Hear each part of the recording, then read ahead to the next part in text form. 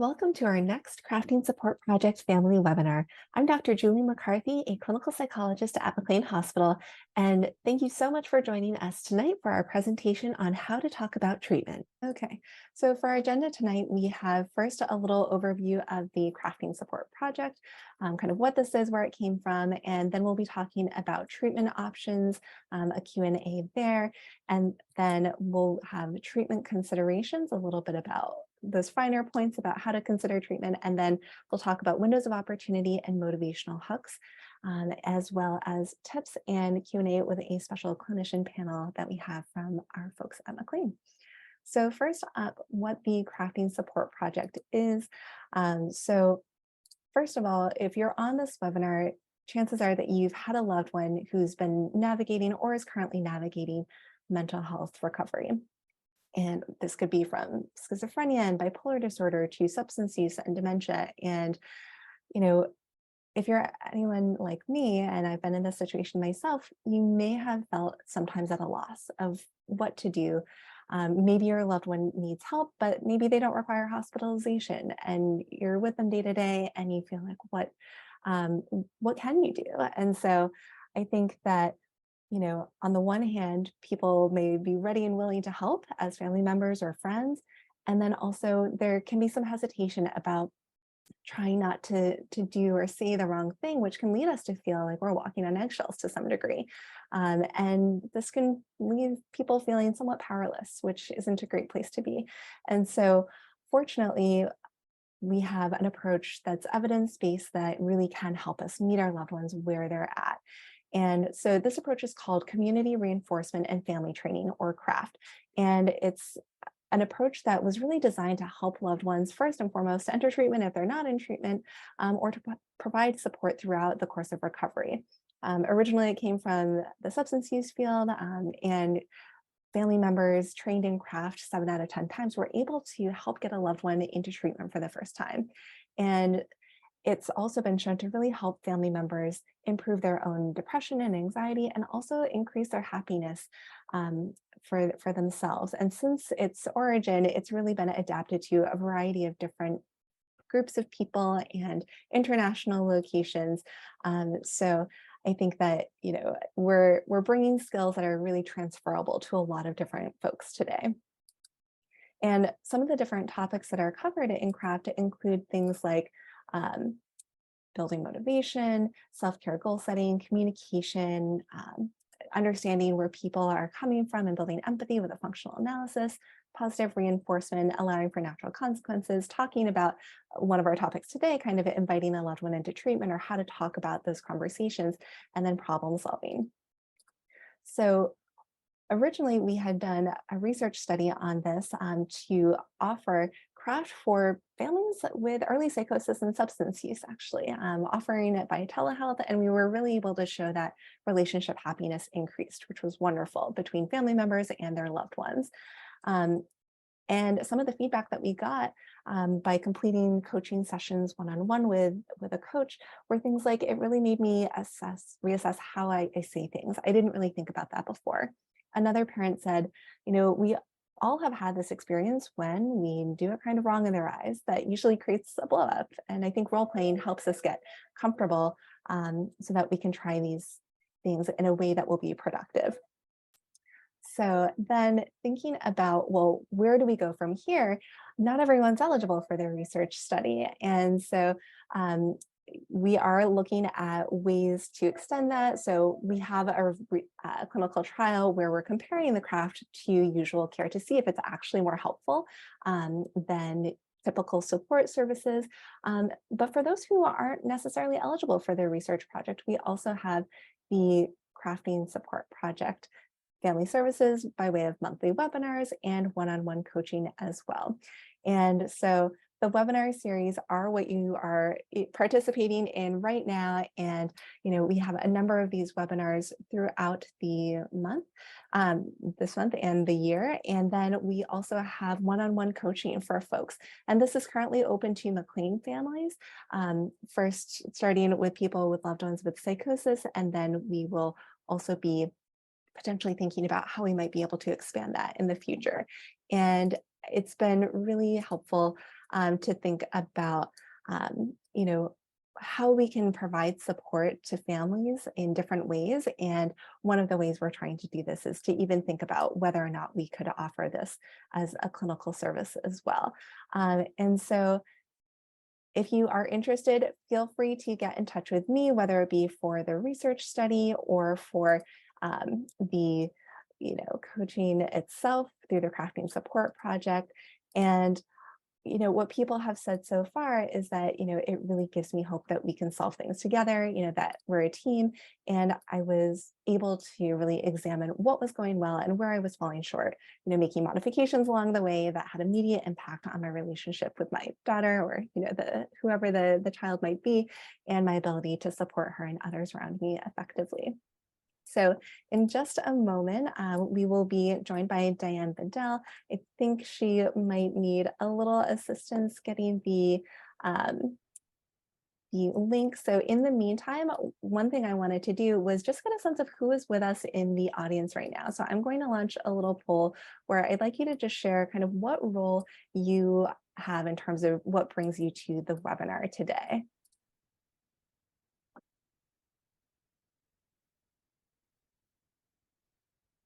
We'll give folks one more minute and then we will wrap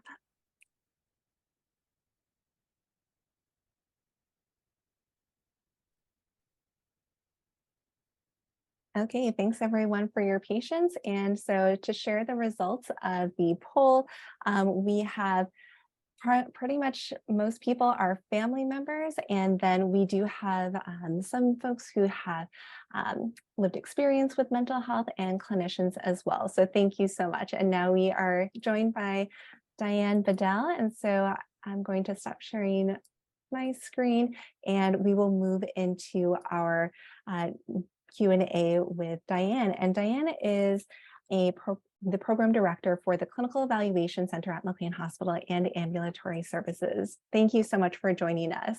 All right, so first up, I guess, would you mind sharing a little bit about kind of your role first to learn a little bit more about what you do? Thank you. So I'm a clinical social worker by profession, and I am in the role that I have as program leader at the CEC. So I really help facilitate those admissions, oversee intake, and help facilitate the admissions to the inpatient unit. And then oversee all the ambulatory programs. And by ambulatory programs in this sense, I'm talking just about the outpatient clinics. There are other levels of ambulatory care, but in this specific instance, I'm talking about all the ambulatory clinics in geriatrics, pediatrics, and adult. Great. Thank you so much. And so there are so many options when we think about talking to a loved one about treatment. What would you say are the main levels of care that clients and families might consider for mental health? So the most restrictive is the inpatient unit. And that's where someone really is in an acute crisis and is either going to be a danger to themselves, could be a danger to others, and needs a short-term crisis intervention, which is really more of an inpatient level of care, where they need to be hospitalized. They can come in voluntarily, or it can be an involuntary admission. And that is when someone, as I said, someone could be acutely depressed, suicidal, terribly psychotic, unable to function in their day-to-day life. And this is more of an acute problem, or that their bipolar illness has been exacerbated and they're acutely manic or acutely depressed as a result of it. That usually, oftentimes, admissions to an inpatient unit might last 8 to 14 days, sometimes a little longer and sometimes a bit shorter. If it's more of a substance use disorder, then those are generally voluntary, short-term, usually 3 to 5 days. And that's really for detox from alcohol, opiates, or benzos. Cocaine and marijuana are really not inpatient level of care for detox. The next level of care from inpatient is residential. It's also a 24/7 operation, but it is really for someone who's voluntary. It could be that they're stepping down from inpatient, or instead of going to inpatient, they're stable enough to enter a residential program. Most of the residential programs at McLean are more diagnosis-based, It may be for severe bipolar disorder, psychosis, substance use disorder. We have some specialty programs also that are more for our first responders. In our child and adolescent programs, we might have some for kids who get more emotionally dysregulated or who have severe anxiety or OCD. And that OCD could be on the adult or the child end of things. Those are a bit more long-term in that there are more weeks to more like 4 to 6 weeks. Some of them are longer. Insurance in this case doesn't generally may pay for some of it, but not all of it. And we do have some that are all self-pay programs. The residential program for substance use disorder there's one called NOCAG that is an insurance-based program, and generally people go there as a step down from the inpatient unit. There's also an adolescent ART, which is an adolescent residential treatment program. That is generally 2 to 3 weeks, and it's for kids either who don't need an inpatient level of care or maybe stepping down from inpatient. Then there's a partial program. That's a day program. That's generally about 2 weeks, and it runs generally from 9 to 3, Monday through Friday. And people stay approximately 2 weeks, sometimes stay longer. Intensive outpatient is something that was mentioned in the questions. We don't have that at McLean, but I think the best way I could describe it is like a half-day partial. And then finally, we have outpatient care. The clinics at McLean, for example, we have about 15 different clinics. They tend to be more specialty-based by either diagnosis or by age. We provide, you may be providing psychopharm, so medication management, a lot of group treatment, some individual, but not too, we don't generally do too much individual in our outpatient. It is more evidence-based treatment. That is, it might be something called CBT, cognitive behavioral therapy, or dialectical behavioral therapy, DBT, more of an exposure response prevention if folks have more of an OCD. So there are a variety of more short-term targeted types of treatment that are being offered there. All right, thank you so much for that overview. I think that's probably really helpful for people. And, when thinking about, the CEC, for instance, kind of the front door to the hospital, one of the hesitations about coming in is not knowing what actually goes on when people get there. So, as program director, would you mind sharing a little bit about what that process looks like? Thank you. Sure, I'd be happy to. So when someone arrives, so most of the patients that we see are coming from emergency rooms, or if they already have current treaters, they may be referred by their treaters and come directly to us. During COVID, we had to have almost everybody go through the emergency room. Now, since then, some patients can be referred directly. When they arrive, usually they'll be greeted by the person who's in the psych triage office and asked to wait in the waiting room, and then a mental health worker will come out, as well as a nurse, will come out and greet them in the emergency room. The nurses oftentimes are still taking temperatures just to make sure no one's symptomatic, and the mental health worker will walk them in. They come into a setting, it is a locked setting, but it's very open, and people, I should let you know, it can be very comfortable too, in that there's a kitchen, there's a area to watch TV in. So because it can be you can spend a few hours there, try to make people as comfortable as possible.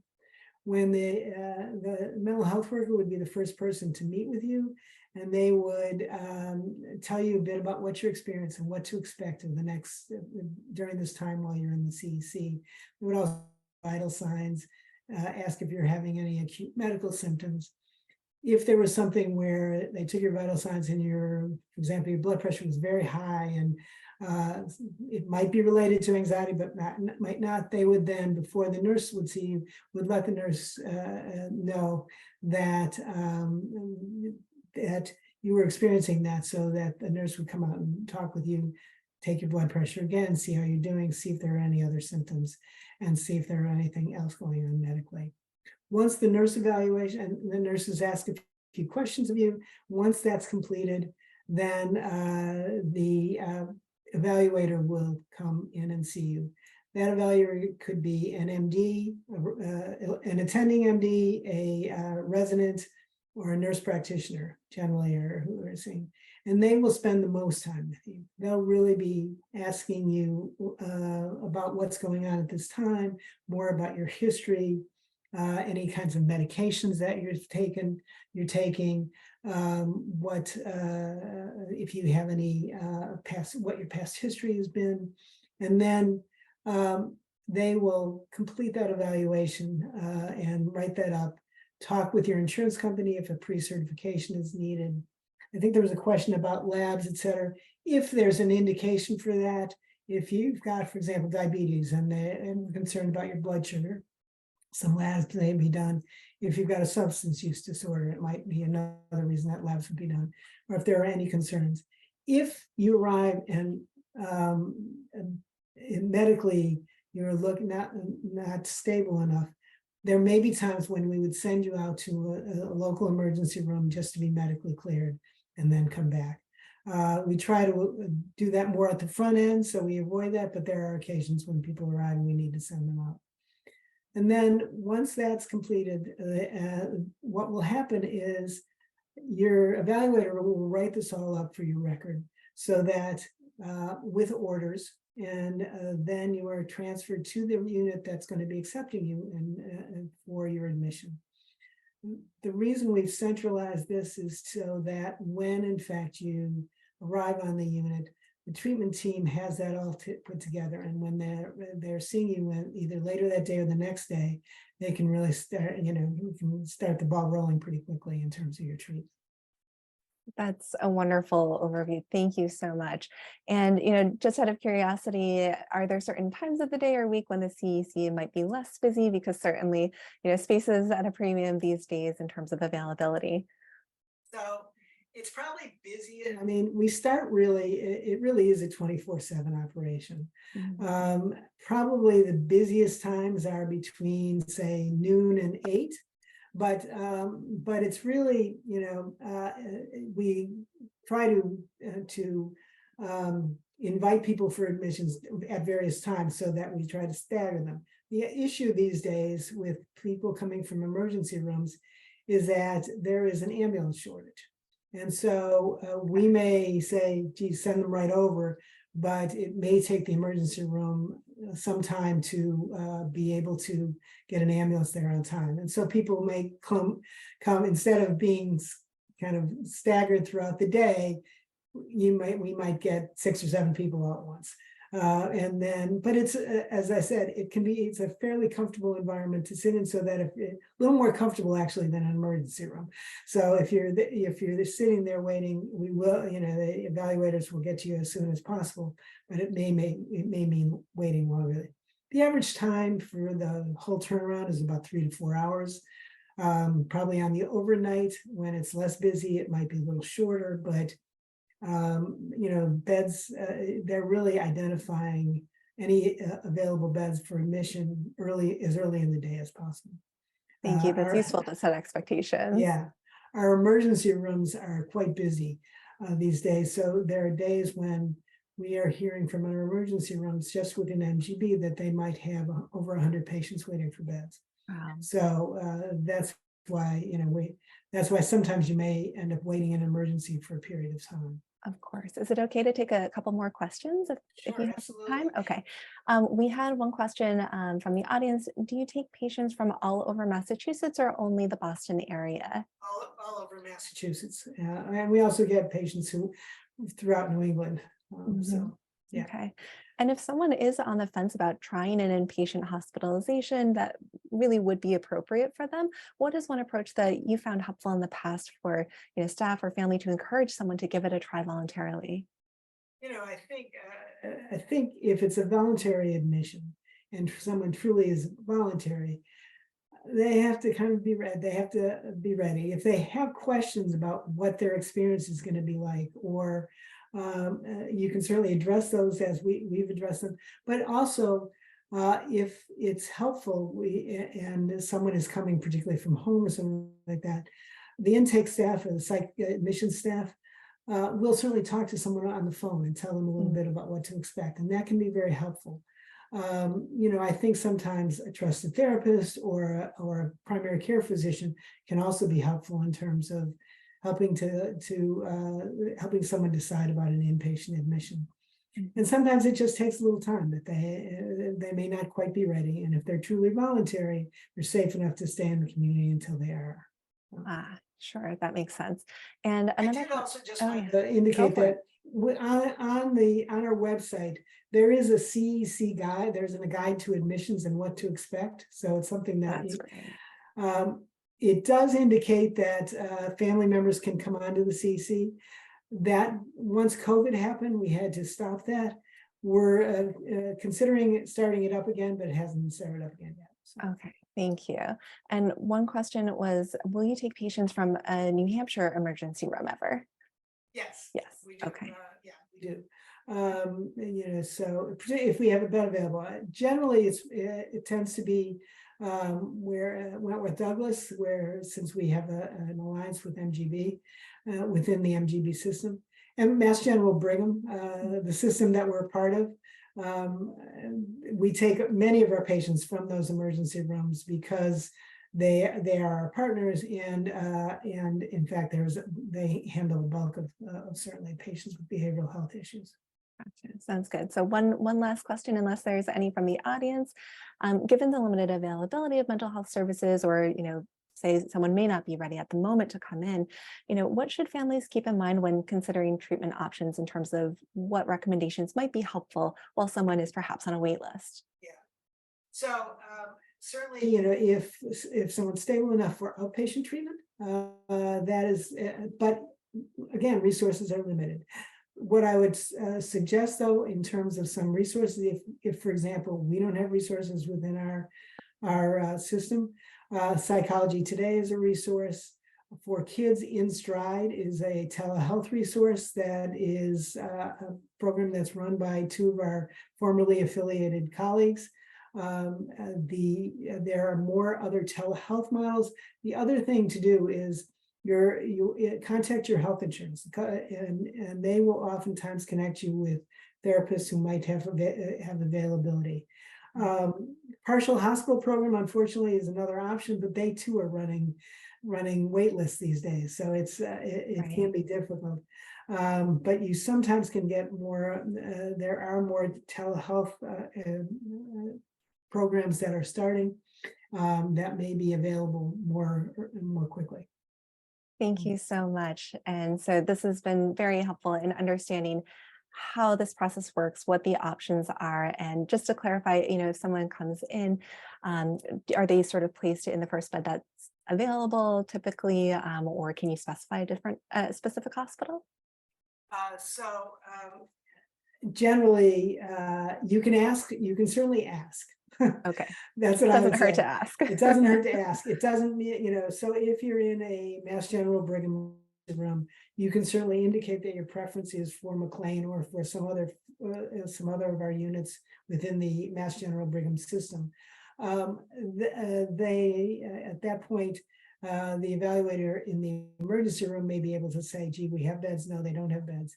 What is important to remember about McLean is our units tend to be specialty units. Either they might be age related, or they are more by diagnosis. So although we may have a bed on the substance use disorder unit, if we don't have a bed on the depression unit, and you're coming in for depression, it's we wouldn't be able to accommodate that. But you certainly can express a preference. Sounds good. Thank you again for taking the time to meet with us today. It was lovely to have you, and we look forward to crossing paths again. Take care. Take care. Bye. Okay, so now to move on with our agenda, we are going to be touching briefly on treatment considerations. And also someone had mentioned in the chat that the display that wasn't fully showing. So if you're still having that issue, feel free to let us know in the chat. Okay. So when we think about treatment considerations, we're often looking for mental health care, right? But what does that actually mean? So, one definition would be the provision of what is necessary for the health, welfare, maintenance, and protection of someone or something.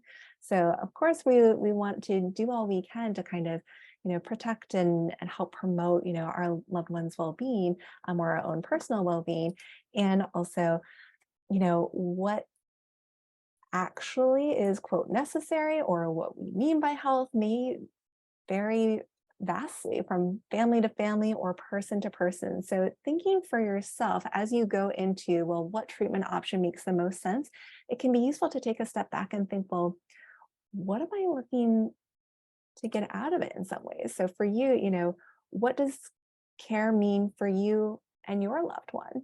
You can feel free to put, ideas that you have in the chat if you would like. And this could mean, okay, anything from, hey, I want someone to give me a diagnosis, or, I'm looking for medication, or maybe just looking to help improve my a marriage, or, think about how to help a loved one get a job. So feel free to think about this for yourself, or you can put ideas in the chat about really what you might be looking for, or even what you're trying to look for to get out of the existing care, that you or your loved one may be in. And as you think about that, again, you can consider the different levels of care: outpatient, partial hospital, residential, and inpatient. And in terms of the logistical fit, once you've identified the appropriate level of care, one thing to consider, and Diane had alluded to this, depending on the program, some may be insurance-based and some may be what's called self-pay, which may not be covered by insurance and would require an out-of-pocket cost. Another would be location. Some people were asking about this in the chat as well. And so thinking about, okay, what is a program in my local area that might be aware of the resources or challenges in my particular community. And also thinking about, who's able to provide care from a licensure perspective to people in your state versus another state. And then also thinking about accessibility by way of format. Are you looking for in person, I'm in the same room with you kind of care, where people can actually put eyes on a client and really see what's going on beyond, the box on the computer screen? Or are you looking for telehealth options where it's really accessible because you don't have the time or the bandwidth to drive all the way to a hospital, deal with parking, or maybe finance the cost of transportation too? And last but not least, thinking about schedules. So are you able to actually find providers that you have time to meet with and they have time to meet with you? Because the best treatment in the world isn't going to do people much good if you can't access it. And so trying to look for people who might be able to work with evening schedules, weekend schedules, or to the extent that you can update your schedule to be flexible with providers is certainly key. And when thinking about, well, which providers are the right ones for me or my family member, identifying appropriate ones can start with one, the approach that they take. Ideally, we would be looking for folks, if you're looking for therapy per se, with someone who takes an evidence-based approach. So that means that there's research behind that intervention that supports it. For the majority of people who have tried it in research trials, it tends to be more helpful than if they didn't get that intervention. Doesn't mean it's a one size fits all by any means, but some examples of this for many folks would be cognitive behavioral therapy, or CBT, which is shown to be useful for everything from psychosis to substance use, PTSD, etc. And then also motivational interviewing is not necessarily just an intervention in and of itself. Motivational enhancement therapy can be, but it's really a style of talking with people who might be feeling somewhat ambivalent about, do I or don't I really need help or want to accept help at this time, or am I ready to make a health behavior change? Whether it be trying therapy, trying a medication, trying to improve one's diet or exercise, whatever that might be. Other considerations are, does this provider have experience with similar clients? And this can be tough when you start getting intersecting needs, whether that be, people with psychosis and substance use, or oops, sorry about that, someone who might potentially have, let's say, a personality disorder and also has needs with anxiety. So whatever that might be, we're trying to look for people who can see folks that can really have experience in the area that we care about the most. And then just as important is the preferred demographics. So thinking about the fact that we are people trying to talk with other people. And so if we can feel as comfortable as possible meeting with, a new provider, someone who we are bearing all of our personal details to, we want to think about, well, is this someone who is around my age, or, a similar sex or gender to me, or who maybe is someone who just has a style of speaking that I can relate to. So a lot of research would show that, one of the most important features of whether any type of intervention might go well is what we call the therapeutic alliance, or the extent to which someone feels like they can respect, trust, and collaborate with someone who is really on their team. And ideally, whenever possible, we always try to encourage folks to say, if you've got a loved one who is, willing to talk to someone in treatment, I'm trying to get them hooked up with an appointment to do so within 48 hours of their expression of a yes, I'll be willing to give this a chance. That's ideal. However, I know the reality of the situation is that there are wait lists, and so this may not always be possible. So that's why it can be useful to do as much legwork as you can in advance so that you can strike while the iron's hot should the opportunity arise. So now we're going to talk a little bit about what's called windows of opportunity and motivational hooks. So when and how to have some of these conversations. So one, we can think about a window of opportunity being a time when something's not going so great, because people don't change when things are too comfortable. So for instance, feeling remorseful about causing some sort of problem or crisis, the temptation might be to say, what were you thinking? And instead we could say something like, I know you didn't want to end up in the hospital. I think we both agree that it would be great to get support earlier to avoid things escalating. Would you be up for talking with someone about what you'd find helpful to stay out of the hospital? Another might be someone getting an unexpected remark that might be somewhat upsetting from either maybe an extended relative, a coworker, someone who might see that there is a problem. And as a family member, instead of saying, I'm not the only one who sees you have a problem, like, see, I told you so, let's say, you can say, hey, it can't feel good to hear that. What do you make of that? So, coming in without judgment. And we could say something like, how would you feel about talking to someone about how to deal with situations like this, so you can have them go the way you'd like more often in the future? Another could be if they share with you about some sort of negative consequence of their own behavior. Instead of saying, see, I told you that would happen, you could say, I'm so sorry to hear that. I know your job is important to you. I wonder if talking to a job coach about this could be helpful. What do you think? Another might be if you're in your own therapy or getting your own coaching per se, they might ask you about what you're doing in those sessions, or why you might be acting or saying things a little bit differently. And instead of saying something like, well, you really need help too, you're actually the one who needs to be doing this, you can say something like, hey, I've been working with a coach to help improve my communication, which I found helpful so far. What would you think about joining one of my sessions for 5-10 minutes sometime to share what you think would be good for me to work on, so I can support you the way you'd like? So just kind of helping them start to see what it's like and normalizing that everyone needs help sometimes. And so to think about some of the motivational hooks that we can use when someone's open to listen, what can help keep them open to listening, we can think about, well, what do we mean by motivation? So here the definitions are the reason or reasons one has for acting or behaving in a particular way, or the general desire or willingness of someone to do something. So if we have a loved one who may not be engaged in or up for staying in treatment, it doesn't necessarily mean that they're not motivated or they lack motivation per se. It might just mean that they're motivated or have reasons to do something else.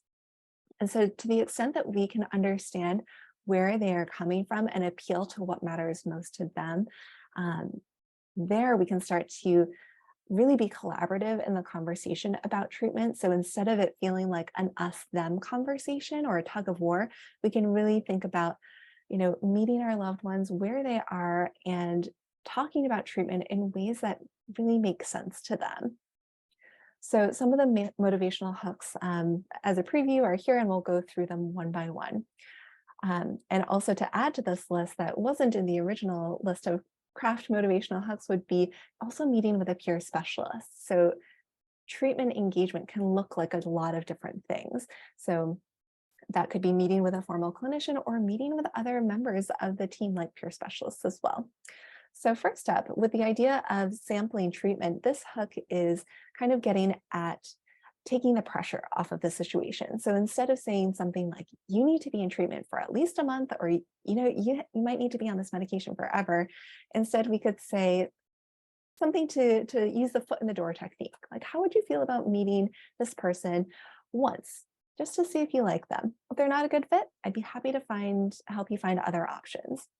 So another would be, kind of as we had mentioned, the offer to the chance to meet with your coach or therapist. So instead of, just telling someone to meet with someone and do quote treatment for the first time, instead you could say, hey, to hear about what therapy could offer, would you like to ask any questions in my next session? So you know what you'd be getting into.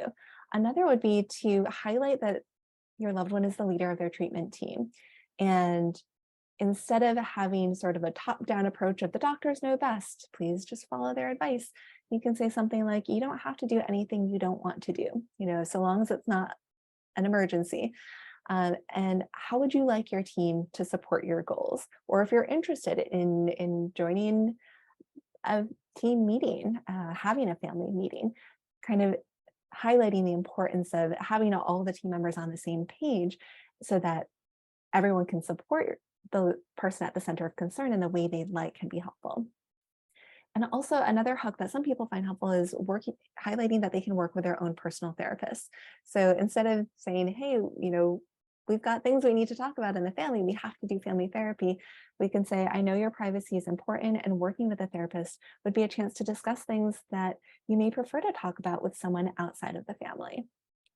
And importantly, and getting back to the point about kind of common ground, targeting what they care about the most can really go a long way. So instead of saying, hey, here's a therapist who can work on your, quote, whatever area of need or problem as defined by someone else, we can say, you've talked about wanting to get better sleep, go with what they're giving you. Would you like to meet with someone who could help brainstorm how to improve sleep and think about how to manage routines, exercise, substance use, et cetera, to help you get a good night's rest? And we can also think about one of our prior webinars about catching and rewarding healthy behaviors. So we can also explicitly connect treatment engagement with valued rewards, like instead of you just have to go to your appointments, you have to do it, just do it. And we can say, hey, I think it's awesome that you've attended to all of your appointments this week because you're showing that you're taking care of yourself. Would you want to swing by, the store for your favorite food or, coffee on the way home? And last but not least, meeting with a peer specialist. If you're not clear on what a peer specialist is, it's someone with lived experience with mental health themselves. And just because someone is a peer specialist doesn't necessarily mean they have the same experience as a loved one with a similar diagnosis or presentation. Everyone's pretty unique. So instead of saying, just meet with the peer specialist, they're just like you, we can take more of an approach to say, I know you said I don't get it, and you're right. Would you be up for talking with a peer who's not a clinician and has lived experience navigating mental health themselves? They might be able to offer support that feels more approachable. And for yourselves, I want you to think for a moment, and we have a quick poll on, which motivational hook you think might be able to work for your loved one. And then we'll move to our clinician panel in just a moment.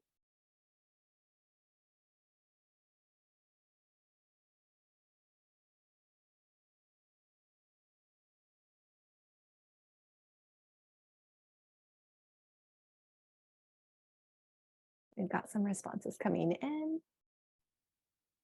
And again, we've got sample treatment, offer a chance to meet with your coach or therapist if you're working with one, or highlight work with their own personal therapist, highlight that privacy aspect, highlighting autonomy with the leader of the treatment team, Huck, or target what they care most about, connecting with treatment engagement and valued rewards, or meeting with a peer specialist. So I'll give folks a few more seconds and then we will close the poll. So if you would like, feel free to share your vote now. Okay. All right. So in sharing the results, we've got the most people thinking that, targeting what their loved one cares the most about might be the best approach. And then also not far behind that, the idea of meeting with a peer specialist. We have a number of great peer specialists who work in our division for the Division of Psychotic Disorders, and there are peer specialists who work throughout the hospital in other divisions as well.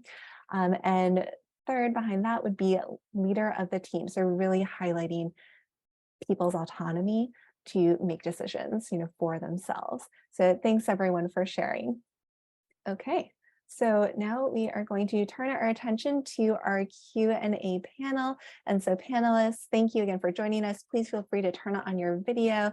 And I'll just do quick introductions and then we'll go through and have everyone share a little bit more about themselves.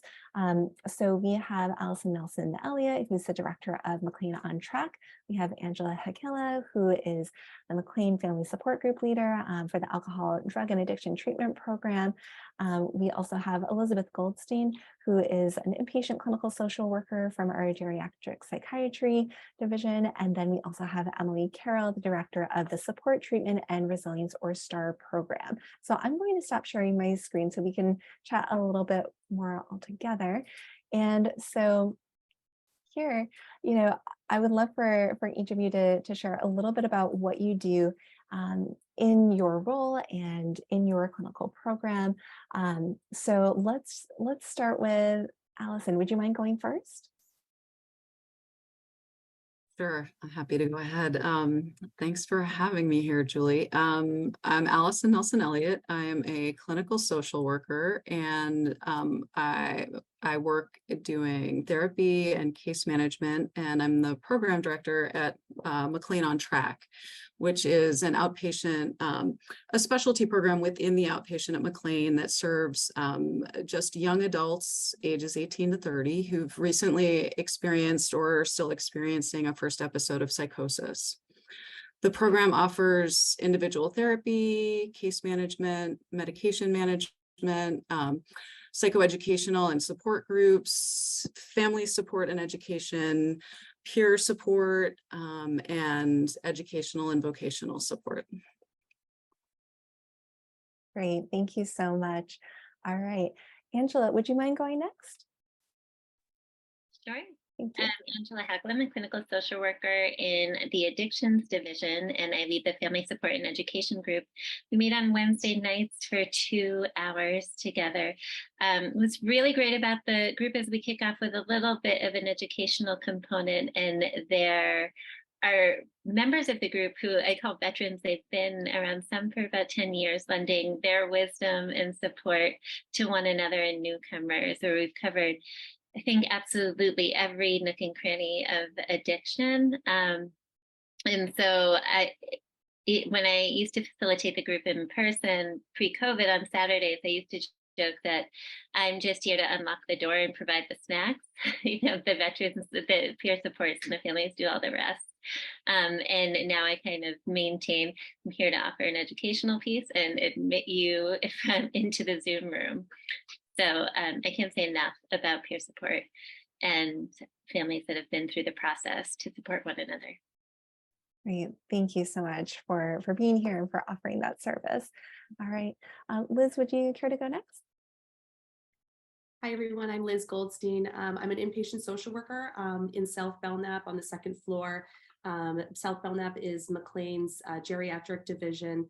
On the first floor, we serve older adults, ages 55 plus, really any psychiatric diagnosis. And on SB2, which is where I work, it's the cognitive neuropsychiatry unit. So that's folks that come in with a diagnosis of dementia or a suspected dementia, and or the behavioral symptoms secondary to it. And my role here is I work very closely with the families, helping them navigate the treatment and then the aftercare and discharge planning. Great, thank you so much. And last but not least, Emily. Hey everyone, I'm Emily Carroll. I'm a clinical psychologist and the clinic director of the STAR program, which is an early intervention program for youth ages 14 to 25. We're starting to have new and emerging symptoms that might put them at increased risk of serious mental illness or psychotic disorder. So we offer a lot of different programming and we individualize it to the youth and the family, like Allison and On Track or in the outpatient department. So my role there is I'm a clinician as well, so I do the individual work, the family work. I also take a lot of the referrals as well, and so I'm interacting with a lot of family members who are seeking care and asking questions and trying to figure out where the best fit is for their loved one. Great, thank you so much. And so thinking about engaging in any of the work that you all have done in your current programs or in general, what do you feel like are perhaps some of the challenges that your clients have encountered when considering engaging or continuing to engage in treatment if there is ever any ambivalence? And anyone can feel free to speak up. I'm happy to go first with this one. I think the families coming into the group, it's one thing. There's a different motivation for coming for support. But when they're talking about their loved one, and even in my clinical practice and working with people and motivating, the challenge with the addiction piece is the person who is experiencing the affliction isn't particularly distressed. Because if we can think about addiction as a way to feel better, they're feeling better. Even though it's distressing to those around them, they themselves are feeling quite comfortable, even if it looks incredibly uncomfortable to everyone around them. So that's where it can get really tricky, and almost needing to find that opportune time when you were talking about, Julie, striking while the iron is hot, at that moment where the cost has greatly outweighed the benefit.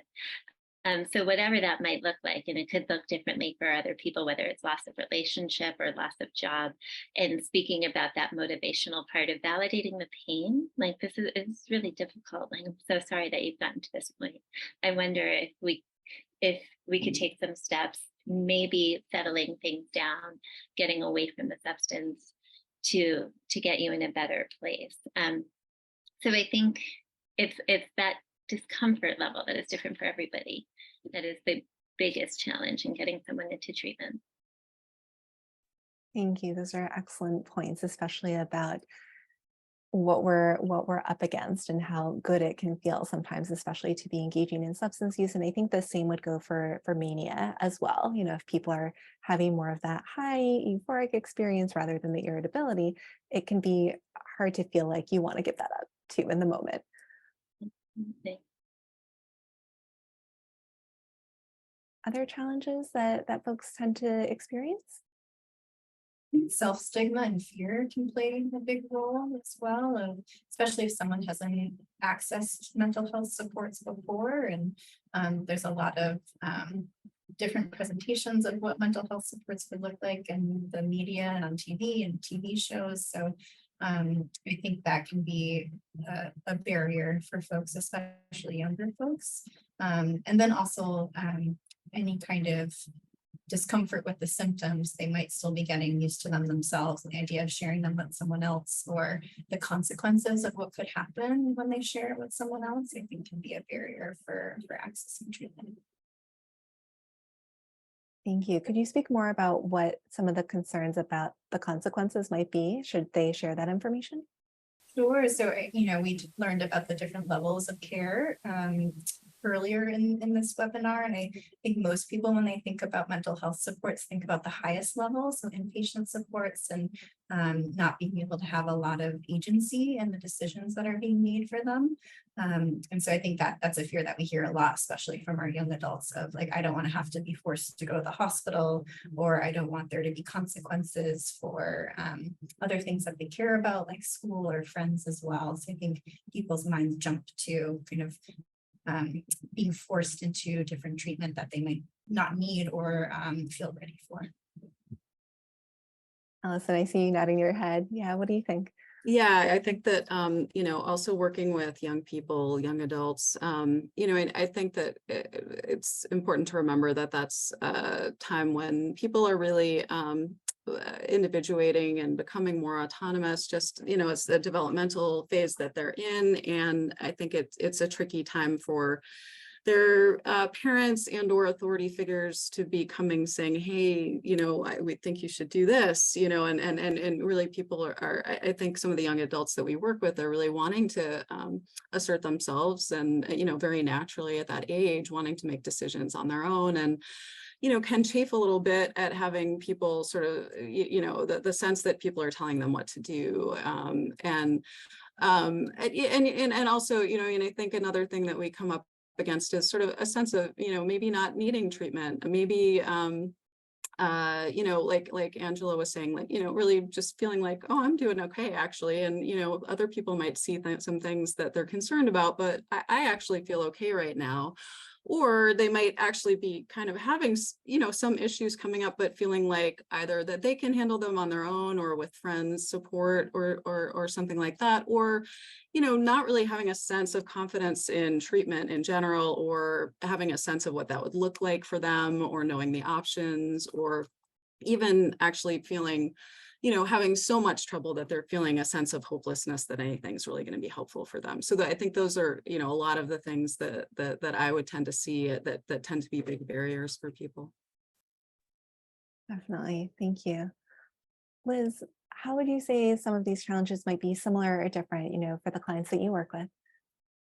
Absolutely. The theme of loss is high, I think, for older adults. You know, entering the psychiatric field, there's a lot of you know, pull yourself up by your bootstraps, or a lot of denial that any type of care or treatment is necessary. So even just accepting that something, you know, needs to change, should be changed, you know, can be an uphill battle. But also there's a lot to lose, you know, particularly if we're talking about a dementia diagnosis or the concern for some cognitive impairment. Loss of independence, you know, are they going to stop, you know, not let me drive, or I watch my grandchildren on Tuesdays and Thursdays, you know, will I have to stop doing that? So there could be a lot of phobia and you know, realistic and understandable concern about going into a world of treatment with a lot of unknowns of what that could mean. And also for older adults, medical comorbidities, that can be a significant barrier to treatment options, and also kind of what your life might look like after treatment or during treatments. And that can be significant. And you never know what could pop up for older adults. You know, there's a lot of, if you don't know, you don't have to care about it or worry about it.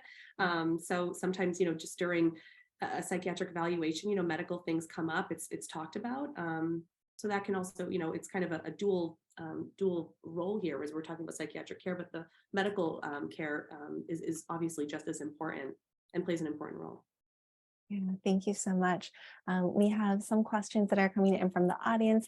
Just as a reminder, if you would like to share your questions with everyone, please make sure that you select everyone in the chat, or you can put it in the Q&A, and I believe everyone should be able to see it. So the first question is, you know, if someone's interested in connecting with a peer specialist, how might you go about doing that?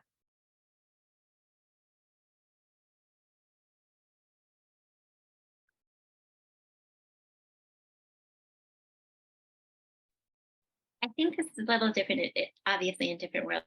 In the world of addiction, and this isn't necessarily a McLean, unless you're a family member, and if you want to connect with a peer, come to our group on Wednesday nights.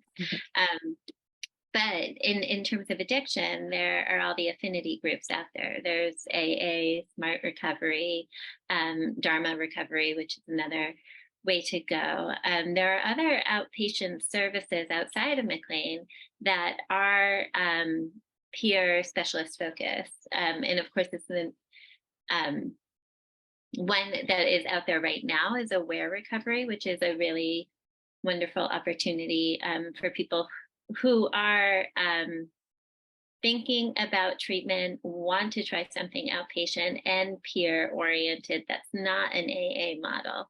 That's one step, at least in the addiction world. Great, thank you.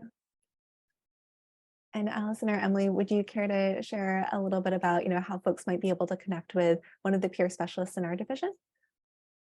Definitely. I was going to say that it's a little trickier than with, finding a therapist or a psychiatrist, in that there aren't, listings for peer specialists in private practice or things like that out there. But within our division, for young adults ages 18 to 30, whether they're connected with the On Track program or not, we do have a program called Well Space that offers the same educational and support groups that the On Track patients attend. And that program is coordinated by Steve Fideli, who is a certified peer specialist here at the hospital that works with On Track, and does a wonderful job coordinating groups, and also meets with people individually through this program. And it's open to any young adult age 18 to 30 who has experienced psychosis. I don't know if I could put in the chat like a link to, a little more info about Well Space, or how best sure. to provide more, but. That'd be great, thank you. All right, so one of the questions that I think is on a number of people's mind is, well, what have been helpful strategies that you've used when talking about treatment, or trying to, to encourage a new element of treatment, particularly if someone is experiencing some of the challenges or barriers that you all just discussed?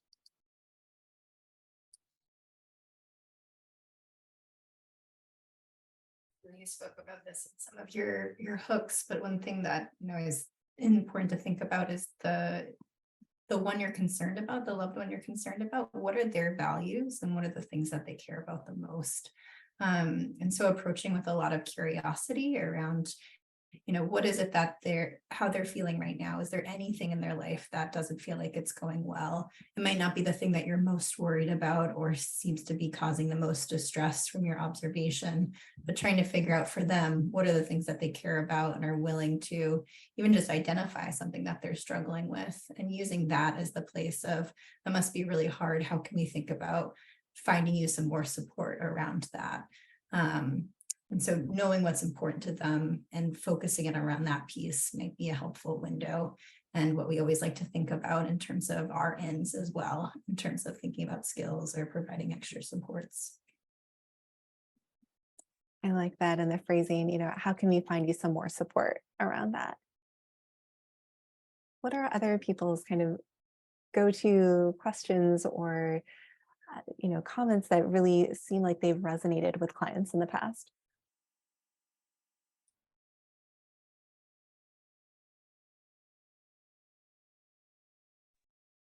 I liked what you said earlier about Julie, about really just emphasizing that it's not a lifetime commitment, that you really can just go try things out and meet with somebody for one time or a couple times. You might want to try more than once, maybe give it a few times, but that you're not really making a long-term commitment just by going and checking something out. So I think that can be a nice, like you said before, kind of foot in the door, like just, get someone thinking about it and maybe willing to try it. Yeah. Thank you. I like the idea of checking something out, makes it feel a little bit more casual.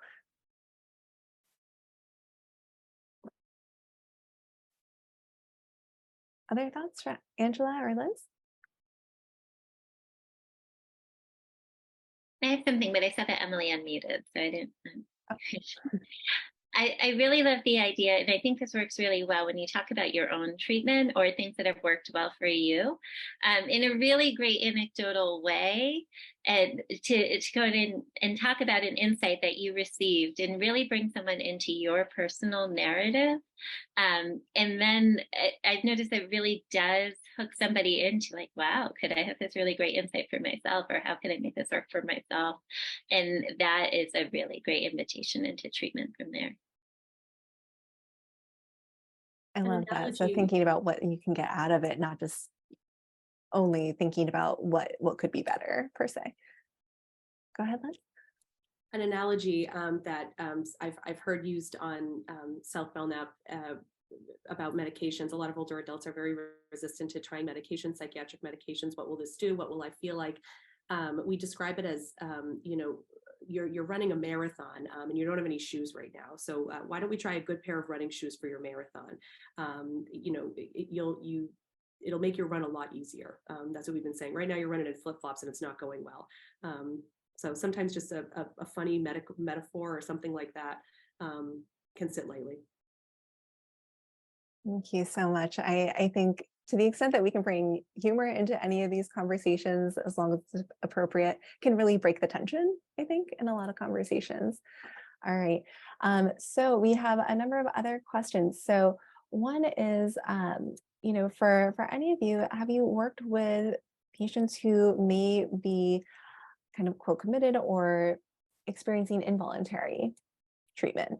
And what do you say perhaps, or how do you work with folks who may not necessarily want to be there?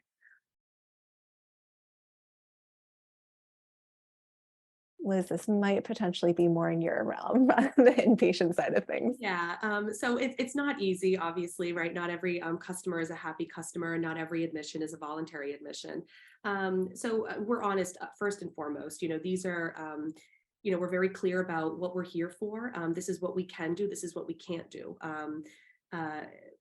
Really, just kind of laying the ground rules of what an involuntary admission looks like.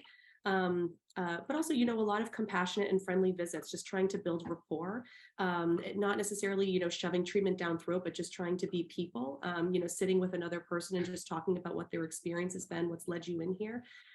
Sometimes just building rapport goes the furthest. And then, of course, you know, we're always trying to, you know, have the patient sign involuntarily if we feel that that's in their best interest. You know, so we've got 72 business hours. That's how a Section 12 works. And I'm happy to talk more about that. But in terms of, you know, how to try to, you know, work with someone to help them see the light of what we can do. And that signing in is not, you're not signing in for the rest of your life. You know, you still have a team. You always have an exit strategy, you know, letting people know this is not permanent. We're here to work with you and to make a plan that works for you when you leave the hospital. Definitely. Thank you.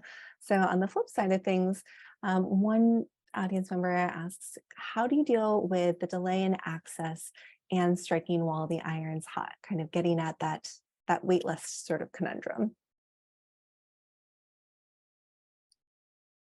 And this might come up most for folks, whether you're referring, you know, someone to another program perhaps, or maybe even thinking people who might be on your current wait lists as well.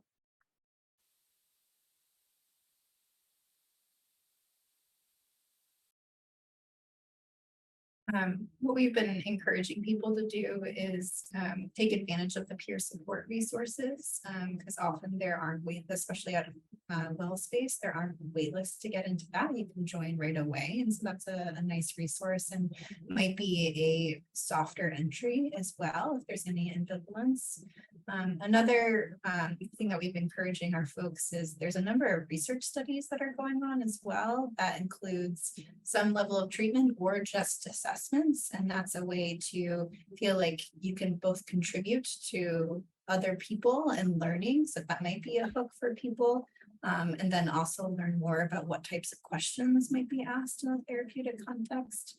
So that's not necessarily treatment unless you're doing a clinical trial, which those do exist. But it is a nice stepping stone in terms of slowly introducing people to the mental health world if they're new to it. Thank you so much. And also speaking of well space, Allison, I don't know if you've already put it in the chat, but I'm going to put in the chat the link to well space through what's called the MapNet website, which also includes a number of other resources geared toward people with psychosis, but some of them are certainly relevant for a wider audience as well. Sorry about that. I Oh, had it pulled no up and then got worries. sucked That's back into okay. the That's conversation. okay. I got you. Are there ideas about how family members in particular could find support for themselves or their loved ones in the day-to-day before formal treatment might be available, or before their loved one might be ready to be open to that? I saw a question in the chat about how I can get information about the group. And if it's okay, I can post the flyer, and embedded in the flyer is the Zoom link. So just take the flyer and click on it on Wednesday. Wonderful. And also, speaking of, before I forget, I'm going to put the McLean resources for the current groups that are running, as far as I know, at the hospital, with including, Angela, your name. I don't have the Zoom link in this, so maybe I should get your flyer as well later. But the names and email addresses, and when available, the days and times of the groups that you meet. So Allison, this also includes your on-track group as well. Oh, I think, Angela, if you could post that to everyone, that would be great in the chat. Thank you. All right, so another question that we had, and feel free to chime in if you have any more thoughts about what to do in that waiting period, was about, how can we approach a peer who might be in need of geriatric services, where you might see substance abuse that could be impacting memory? So this might be for Angela and Liz. Yeah, I'll speak to the geriatric field and substance abuse. I mean, it's actually pretty significant. It's not a really big talked about concern for older adults, but it is real. We do see it on the inpatient units. In terms of trying to broach that conversation, and I think the very gentle points that you made, Julie, earlier were really great in terms of trying to focus on the patient's strengths and kind of what they want, what is important to you, and how can we capitalize on that? How can we help you reach the things that are most important to you? Maybe not accessible now, but trying to find the shared goal or a shared light that you can both work on together is a way to get a foot in the door. Great, thank you. And just a moment, I'm going to share the flyer for Angela's group to everyone in the chat who might be interested. There we go. Okay. And also for Angela, there was a question about, are there any suggested cannabis addiction treatment specialists? So kind of thinking about how to identify providers, with a particular area of expertise like this. So the cannabis addiction is one of the things that's coming around more prevalently. So I can't really say that there's anybody in particular that is the go-to for cannabis specifically. But I will say our folks at McLean are really wonderful in having done a lot of the research on cannabis with, is it Dr. Stacey Gruber? Stacey, yeah. Sorry. And that there's a really wonderful webinar on the McLean site on cannabis that I recommend a lot for families and wanting to know a little bit more about where things are in terms of understanding the impact of cannabis and where we are in terms of the system in responding to cannabis addiction. So having said that, I think any treatment program right now is having to deal with cannabis addiction. So going with generalized addiction treatment with the understanding that this is a hot issue and one that is evolving and we're learning more about. So we, as a field, it tends to be on our radar. So any general addiction program within McLean would really be a great resource. Very true. And I just put a link to that webinar in the chat. And any thoughts, Emily or Allison, about how you approach, for instance, cannabis use in the programs that you work with?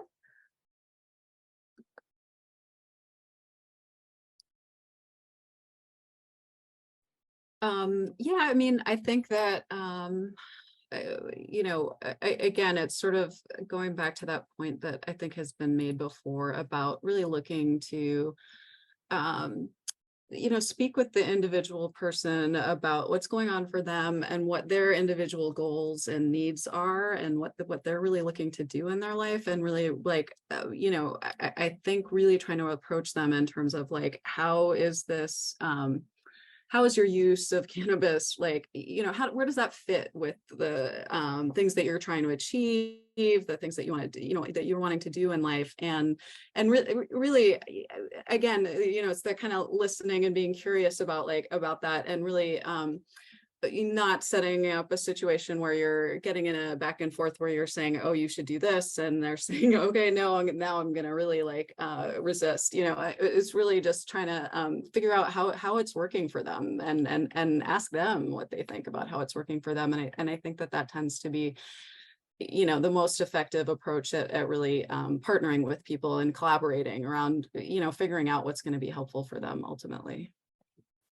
Right. Thank you for highlighting that. And I don't know about you, but at least in the research that we've done in the past, where we've looked at what people are saying are their treatment goals, or talking with family members about what they think their loved one's treatment goal is, it's never, at least in the context of people with psychosis that we work with, it's not typically about cutting down or stopping substances. It's all about, what do I want to move toward? What are my recovery goals around moving out of the house, getting a job, getting, my degree, being in a relationship, being independent, whatever that looks like for them. And so the extent to which we talk about substance use is often only the extent to which it may interfere with other people's goals. And so I think that can be highly individualized for sure.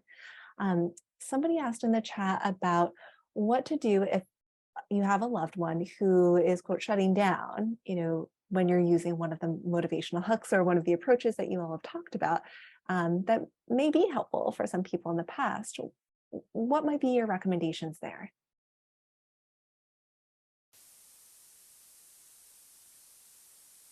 I think something useful to think about is how many of your conversations have focused on challenging topics, and how many of them have focused on trying to get them support. And if it feels like the majority of it is weighting heavily on tough conversations and helping them get support, of thinking about how do you balance that out a little bit more and create more joining opportunities of doing things that are in that very direction that Allison and Julie were just talking about, of moving in towards a recovery goal direction. So if you're concerned about them getting out of the house or doing other things that they used to do, how could you think about creating those experiences for them to start to build some more positive vibes between the two of you, so that it doesn't always feel like the conversations that you have are coming from opposite sides of the directions. And then with building that more positivity, there might be some more openness for the other person to hear where you're coming from, because it's very common for family members to fall into old habits without even listening to what the topics are that are being brought up, of like, oh, I'm defending myself here, or I'm not even listening because I know where this conversation is going. I think there's a lot of value in owning the shutdown, even if you're right. Just like being able to recognize, like, okay, I see maybe I've talked too much, and I'm sorry. I love you, and I hope we can talk about this a little bit more later. But validating what's valid, because if they're saturated by the information, that's valid, and reinforcing how much you care in a concise, warm way. And then coming back to it later, because these conversations, you're seldom having the make or break conversation there and then. It's a cumulative effect of really great conversations building, and that's in the craft approach. And I think this also brings us back to our first Crafting Support Project webinar on communication, where we talked about building up your relationship bank, essentially. And so there will be those difficult conversations. And what will help us withstand them, you know, as people in relationships are having conversations that are not threatening, conversations that are not about a to-do or treatment or, you know, are you taking your medication, but just about like, hey, how'd that sports team go? Or, you know, whatever it might be, so that you can show your loved one that anytime I want to talk to you, it's not something to be afraid of, you know, and so that the more you can even remember that you care about each other or are on the same team and, you know, want to do right by each other and can respect each other, even when they don't want help, you know, so long as it's not an emergency, that can make people more likely to listen to you and really care about what you have to say when you have to say something important. So one question, Angela, this is referring to the cannabis webinar video that you had mentioned. Someone was wondering, do you think referring your loved one to watch that video or perhaps a similar resource, you know, might be helpful? I personally haven't watched it, so I can't speak to that myself. But right, it's great. You should watch it. I think it can be helpful if they are open to it. And this is the same as the shutting them down, because I think so often their loved ones are looking for the catch, right? Because they're not necessarily distressed by their experience with a substance particularly. So I think if it feels like you have them in that moment, and you can do that, then it's okay to invite them in. I will say the webinar is 60 minutes or just over 60 minutes. So I think it's worth viewing. And if there's a segment of it that you're feeling like this is something that you want them to have an understanding about with you, like, because it's let's understand this together, it might be worth going into having just that one segment so you can have a little piece to chew on together and understand it together. It's not and to be sure that it's not the this is what I've been telling you sort of line that we all want to do. I want to do it all the time too. So needing to pause and say like, wow, I didn't realize this about this. What did you have an idea this is what was going on with the cannabis industry right now and how it is and how particularly with dosing, I think that's an area in the webinar in particular that I think is a conversation. I'm just putting it out there because it's often a conversation that people are wondering about with cannabis of our time, really. I hope that was helpful. Thank you. Yeah, I think that the approach of having it be a conversation and, as Emily had said, kind of bringing the curiosity to the conversation period or a particular resource. So it's not as though, hey, you know, I have all of this knowledge, you just need to see the light and then everything will be fine, might be helpful. And also, as you had mentioned, if they're open to it, great. If not, then maybe respect that as well. And I liked how you had highlighted earlier, Angela, that we're after a series of conversations. So from the craft approach, you know, using one of the motivational hooks, we tell families up front that it may not work the first time. Oftentimes it won't. And, you know, part of this is because recovery is not a linear experience where we're just moving from point A to point B. And instead, it's much more of an up and down and potentially backwards and forward situation. And so we really encourage optimism and patience for ourselves and our loved ones. And even if, say, you've had a hospitalization and you end up back in the hospital, it's not as though you're starting from square one because you have all of that experience behind you today that you didn't have the first time around. And so it will be different. You're different, your loved one's different. And so I would encourage people to remember all the strengths that you're gathering along the way, and as is your loved one too. So I know we're almost at the end of the hour and I do want to save time for just a bit of feedback and whatnot, but I want to make sure that we got to all the questions in the chat. So one question was about the inpatient programs. Someone was wondering about whether or not McLean would allow people into their inpatient programs with a cannabis use disorder. And would anyone care to speak to that, to your knowledge?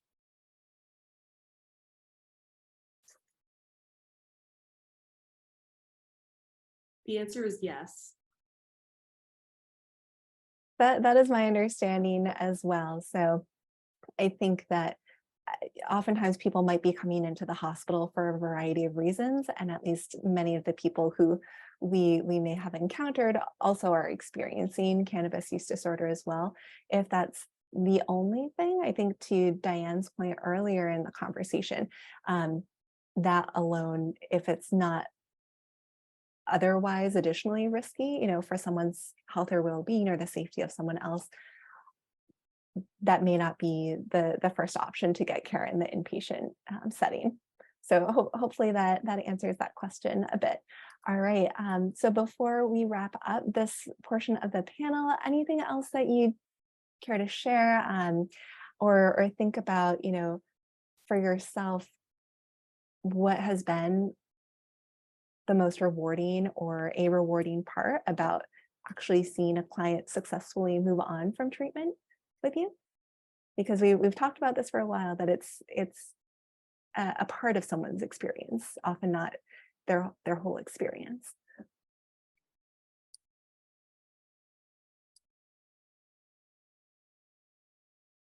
I think I'm going to say part of there's the patient that's going into treatment, and the reality is there's a family going through this process with them. So the parallel process of it. So I really love seeing families recover too, to go through their own process of recovery. And Thank you. I can speak from like a dementia standpoint, as from an inpatient unit, working with a complicated patient or family. And I agree, the family is really along for this journey, and that's the social worker's role on the inpatient unit, is to really guide the family, educate the family, and prepare for the next steps. But helping spouses or parents and children kind of return back into those roles, as opposed to the rule maker, the no sayer, the you muster, helping to, when folks are stable, they can kind of re-enter those more, enjoyable roles, and, get back to getting coffee on the weekends or going out for ice cream, helping people kind of just rejoin their lives, and not just the patient, but the families too. Thank you. Emily, what do you think? Yeah, I think one of the wonderful things about outpatient work is that you often get to work with people for an extended amount of time. And so you get to see a lot of life things happen too. And so being part of that family system, and then also the youth's life, a lot of life accomplishments happen, whether it be going back to school or graduating or starting new relationships or thinking about getting their first job. I think all of those things are really, such a privilege to be a part of, and especially when someone's coming to you in crisis. And just, that conversation we were having before, from the family perspective, it might feel like your loved one isn't listening. But there's been so many examples of people absorbing information and then, months later, sharing something that you said to them. And so just knowing that like everything that you're doing is having an impact, even if in the moment they're not giving that reinforcement back. And I think that's a rewarding piece too, of like, oh, I didn't even know you were paying attention to that. And here you are, referencing that many months later. Really planting those seeds. Okay. Yeah. And Allison, for you? Yeah, I mean, I would just echo that, it's really nice on an outpatient basis to be able to really see people grow and change over time. And, and I just wanted to, as a last thought, emphasize that, there's research around this, and it's something that we see that it really family involvement in treatment, being open to being involved once your family member is in treatment, it is really important, and that family support, can be really a key piece of recovery for people, and you're really going to be you're one of your family members' biggest supporters, and it really is important, and it really does make a difference. Thank you so much. All right, well, that is it for our panel. Thank you so much, panelists, for joining us. And so for our next webinar, for those who are around next month, we'll be talking about healthy boundaries and empowering independence, Thursday, August 10th from 5 to 6:30. And also, if you care to share any feedback about this webinar, again, I put the feedback link in the chat for some anonymous survey work there. So thanks again and have a wonderful evening. Bye.